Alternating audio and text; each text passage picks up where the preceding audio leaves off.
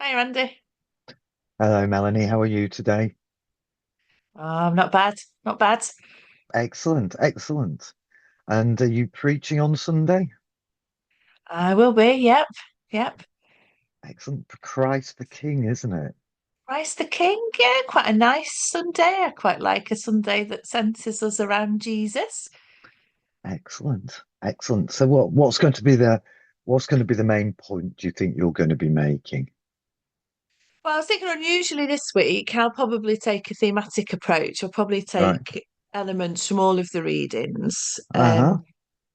Because just the John one, take if you were going to preach expositionally on the gospel, I think you've got to Mm-hmm. do an awful lot of background work because it's just a little extract from the trial with Pilate, isn't it? Mm-hmm. Um, Mm-hmm.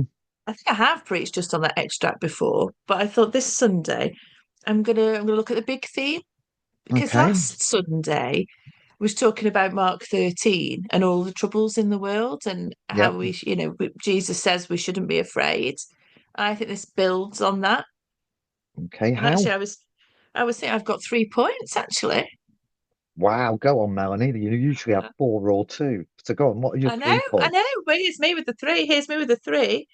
So answering the question with all the powers in the world, many of which seem evil, um, we can ask, where's God? Where's God in all of this? And we've got the answer in our texts here, haven't we? Um, on his throne, he will return, and the Mm-hmm. kingdom is present now in his people. There you go. Okay. So where did you get those from? Well, the Daniel 7 Okay. is God and his throne, and in the midst of violent regime. We'll have a close look at that passage in a minute.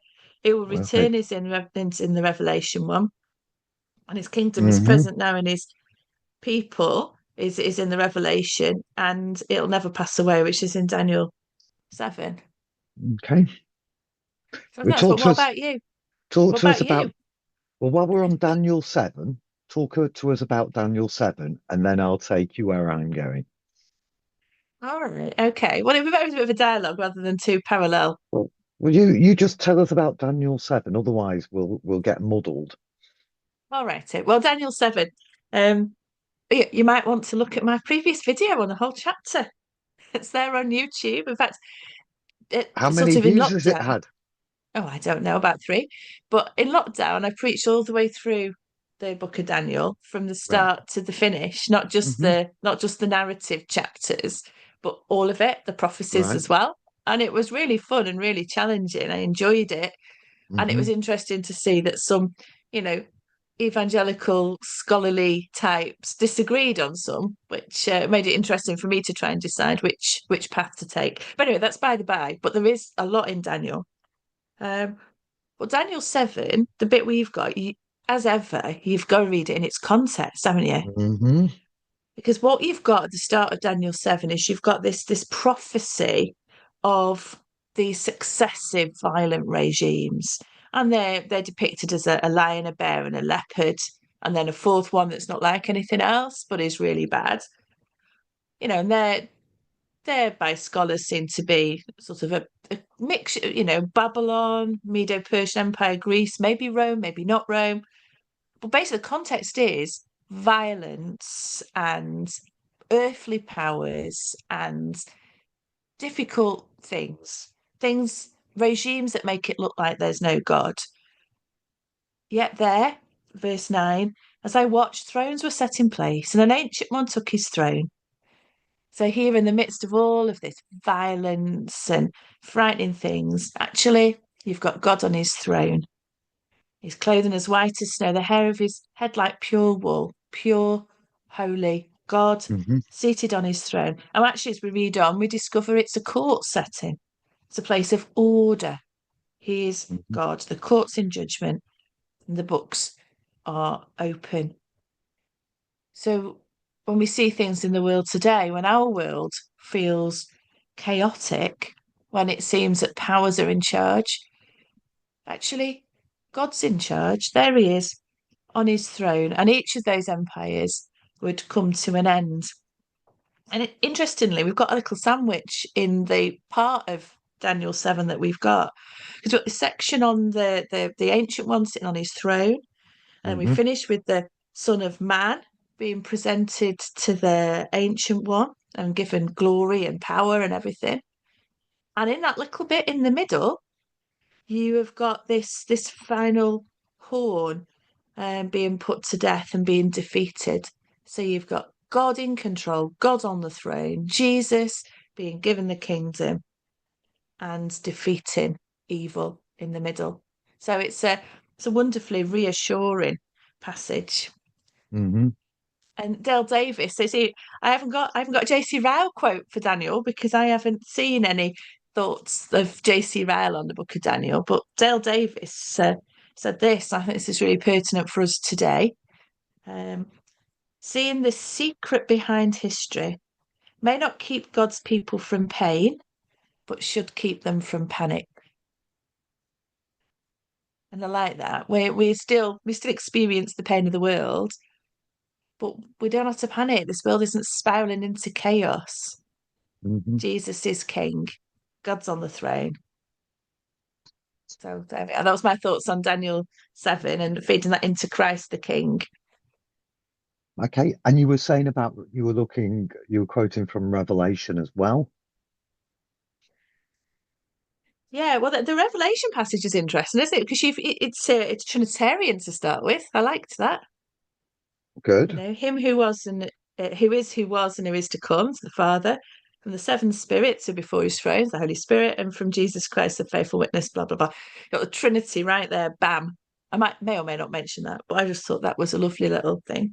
We've got Hmm. Jesus, he's coming with the clouds. Every eye will see him, to the whole world, past, present, and future, because even those who pierced him, and on his account, all the tribes of the earth will wail. So this is judgment. Jesus is coming back, and there will be judgment for those who do these atrocities, those who murder children and all the rest of it, who lay waste to whole cities.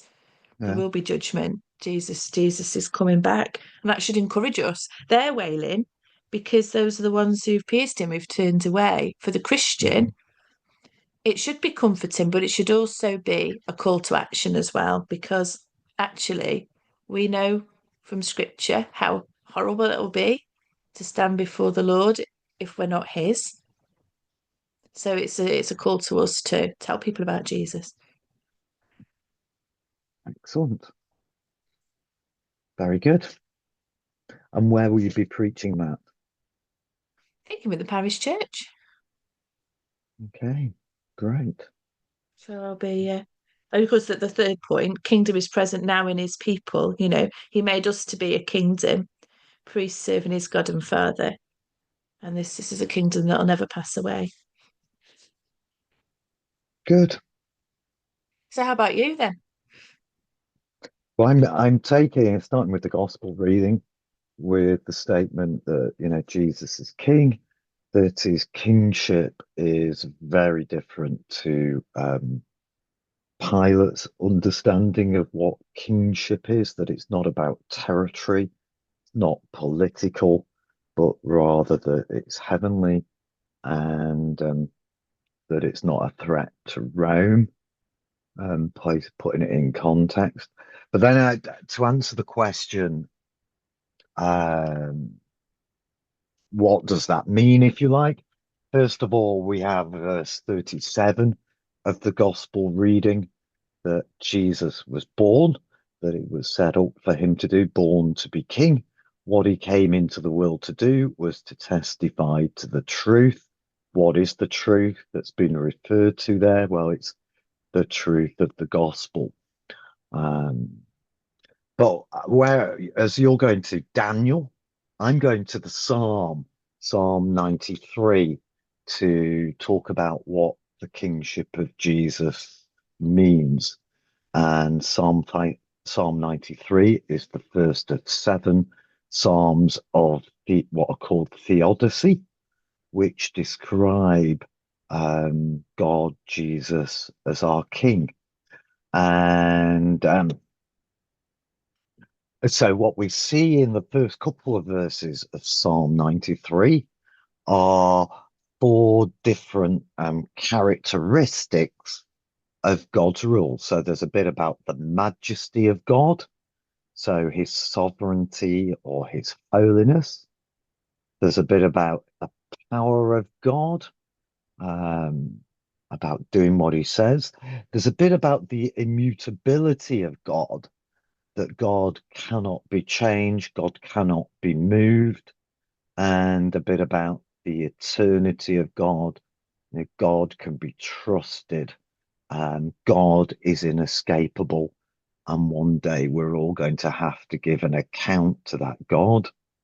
And then, as much as verse 3, the world is in turmoil, um, we then get to point 4, verse 5, which would be what are the important characteristics of God's kingdom. We're told it's a kingdom of law.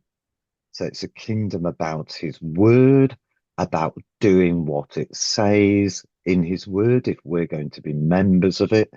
And it's about it. Secondly, it's a kingdom of holiness and a kingdom of justice. So as we think about the suffering, the hard times, the evil we see in this world, God's kingdom is a place where justice will be will be given. So that basically starting with the gospel and why did Jesus come? Jesus came to rule and to testify to the truth.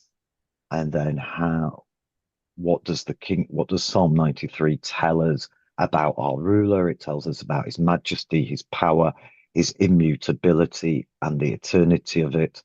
And then thirdly, what are the characteristics of that kingdom? It's a kingdom of law, which for us is the word, and a kingdom of holiness and a kingdom of justice. Is Some that very okay? similar themes, some very similar themes there, aren't there, in Psalm 93 to actually in Daniel 7? Yeah, yeah. And all three of the read or all four of the readings reiterate the eternity of God. You know, I am the Alpha and the Omega. So I rule from beginning to end. There's no escape. Um, Mm. God And in covers it all. Daniel 7, of course, if you carry on reading into that chapter, that's repeated. The everlasting, the everlasting kingdom gets repeated further on in the chapter. That's a recurrent theme in chapter 7. And when you balance that against the nations, Babylon, the Medo-Persian Empire, Greece, Rome, and in days gone by, they seemed like Mhm. kingdoms that would last forever, and they were gone. And the kingdoms today will be gone, but Jesus, God as Trinity, as we saw in Revelation 1, will still remain. They you even get a little contrast in the gospel reading, don't you? Because if you push it back a few verses, if you go earlier into John chapter 18, Mhm. you've got the religious leaders plotting against Jesus. You've got the secular leader, Pilate, trying him. So you've got these two kind of regimes, if you like. You've got the religious leadership, the political leadership, and contrasted with them, you've got Jesus with his eternal kingdom, which Mm. is based on truth. Do you want a little sidetrack? Go on then. Verse 34 of the gospel reading. You know, a Pilate said, "Are you the king of the Jews?" And Jesus replies, "Is that your own idea, or did others talk to you about me?" Um, is Pilate's question a sincere question, or is it some sort of just repetition of what the Sanhedrin have been accusing him of? Is that your own idea or the Sanhedrin's idea? Almost Jesus is trying, is he trying to get at the sincerity of Pilate? Where is Pilate at? And what I found interesting was thinking back over our last few discussions where people have come to Jesus and questioned him. And even we've disagreed about the motivation of the questioner. I just found that in light of that and our comment about the motivations, here you get Jesus. is he asking, questioning what Pilate's motivation is? I just found that was interesting. Do you want Of another? course, if he's, well, can I just comment on your thing? Of course, if Jesus is digging into what Pilate's motivation is, of course, Jesus already knows because Jesus can see on the heart. So if he's Mhm. digging into it, it's either to make Pilate think or anybody else who's listening in, isn't it? Because Jesus already knows Pilate's motive. It's a big difference between us and Jesus, isn't it? He knows what's in a man's heart. But then verse 37, 38, and the rest of the chapter almost seems to imply that actually he has prodded at Pilate's heart. You know, Pilate's response to this section is, well, um, what is truth? As if Jesus has questioned it or prompted something a little bit deeper inside him. I No, just but thought he it don't was an wait for the answer, interesting does he? question. Who, He don't Pilate or wait. Jesus? Pilate, he don't wait for the answer. He goes, "What is truth?" And then the next thing, he's going to get Barabbas out. Yeah. Or So maybe he's choosing to ignore the truth. Who maybe so, knows? maybe I so. got another But it's. sidetrack as well, But can I by the just say way. something else about Pilate? Right. Pilate. Yes, of course you may, Melanie. Do you not think he's just trying to resolve the situation without fuss? He can't be bothered with the Maybe. hassle, can he?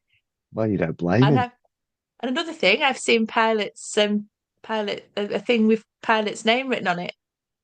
Uh, there was some liberal scholars were like, oh, of course, he didn't really exist, blah, blah, blah, blah. But I've seen with my own eyes a block of rock with Pilate's name as part of a piece of writing on it. So just Well, that's just a little aside. Josephus thought he existed. Josephus doesn't doubt Pilate, doesn't doubt this. Now I know, but you're sort of liberal scholars of the last 100 years or so. Yeah, but they doubt everything. Yeah. Go on, give us your next bit. No, no, no. I've forgotten it now. Ah, Well, at the moment I'm working on the prophecy of Nahum, for a Bible study group. Have you ever preached on Nahum? Because I don't think I ever have. no. I've done some of the Uh, other minor prophets. I've done Obadiah. yeah, but they're not quite as negative. Nahum is It's incredibly quite negative, negative. Obadiah, but Nahum's really negative, or comes across as really negative, and some incredible language in there is really poetic. You sometimes wonder why we don't have it in our readings. It's so poetic, but you can probably well, I understand quoted why they him. don't. I was also teaching on Jonah chapter 1 Yeah, last week. be- because of I course quoted him. to understand Nahum, you've got to understand Jonah because the two go together. But anyway, that's by the by. Well, it isn't by the by. It is an important point, but not what I was getting at. But so in Nahum verses chapter 1, verses 1 to 6, is an incredible judgment on Assyria and on Nineveh, hence the link with Jonah. But verse 7, you get this great bit about how God is our defender. And when God is our king, he will come to the aid of his people. He will not let our enemies trample all over us without it being noticed. And then our king will extract justice for how his subjects have been treated. And that just brought home to me, again, coming back to this Sunday's readings, just actually how wonderful and practical, down to earth, having Jesus as our King is. That there's somebody who is going to defend us. There is somebody who's going to stop our enemies exceeding God's boundaries. There is someone who, when we're down, when we feel under the cosh, is going to step in on our behalf. And isn't that wonderful that that is what our King is going to do for us? There you go. That's my sidetrack. It is wonderful. Well, I've got another little sidetrack, sort of kind of linked to that, really. Is what a difference it would make to the world if we were living faithfully according to Jesus's ways, and if our nations were as well. Because here we've got the nations kind of contrasting, the nations in turmoil, going their own way, causing disaster, and Jesus' good and godly rule. But what if the nations were living under Jesus's good and godly rule? Do you know what? JC Ryle has got a thought on this. I'm Do you want a JC sure he Ryle has. quote? I think we should. And I think this is interesting because bearing in mind when it's written, so middle of the 19th century. So sometimes with JC Ryle, the context doesn't matter. Sometimes the context does come into play. It does a little bit with this, but nevertheless, it's just makes you think. He says, let us never be ashamed to maintain that no government can expect to prosper which refuses to recognize religion. And by religion, of course, he's meaning the Christian religion. He's talking about being faithful to Christ, which deals with its subjects as if they had no souls and cares not whether they serve God or Baal or no God at all. Such a government will find sooner or later that its line of policy is suicidal and damaging to its best interests.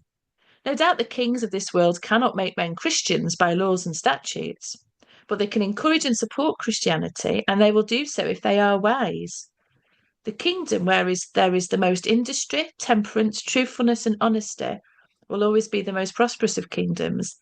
The king who wants to see these things abound amongst his subjects should do all that lies in his power to help Christianity and discourage irreligion. Yeah. But thinking about the chaos in the church can't even manage it, can it? Let Yeah. alone our nations. Yeah.